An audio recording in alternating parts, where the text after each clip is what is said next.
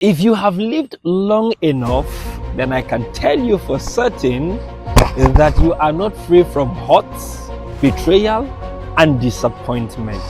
You must have been disappointed, hurt, or betrayed sometime in your life. Two friends were walking in the desert. When they got to a certain point, one of the friends slapped his friend on the face.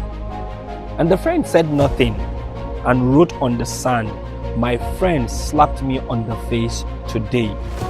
And they continued walking. And because it was a desert, they got to an oasis where they found water, and they ran quickly to the oasis. And in the rush, the friend who was slapped got into the mire of the oasis and could not come out, and he began to drown. And the friend that slapped him earlier came and pulled him out of the mire. And then he went and found a stone and wrote on the stone, "My friend saved my life today." So the friend who slapped him became curious and asked him, "Why did you write it on the sand when I slapped you, and now you are etching it on stone?"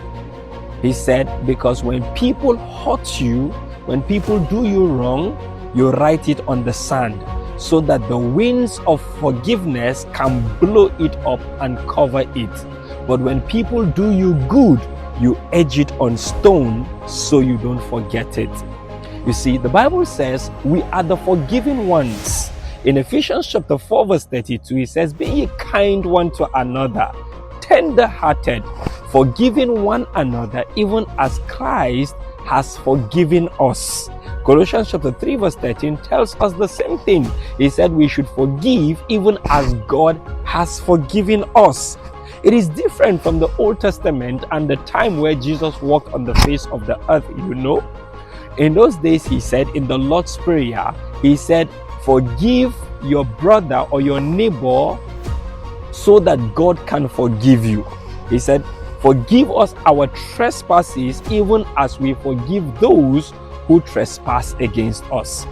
But now Jesus forgave you even while you were yet a sinner. That's what Romans chapter 5 verse 6 tells us. And verse 8 of Romans chapter 5 tells us that God commended his love towards us in that while we were yet sinners, Christ died for us. So you see, you are the forgiven one. And because of that, you ought to forgive your brother, you ought to forgive your neighbor, because Christ has forgiven you. You are not immune from hurt, you are not immune from disappointment, you are not immune from being wronged by others. In fact, people will step on your toes. You must forgive because Christ has forgiven you. A wise man said, "Forgiveness is setting a prisoner free and thereafter discover that the prisoner was always you." Live a life of forgiveness. Set yourself free because Jesus has set you free. Stay blessed. Peter Achoji is my name.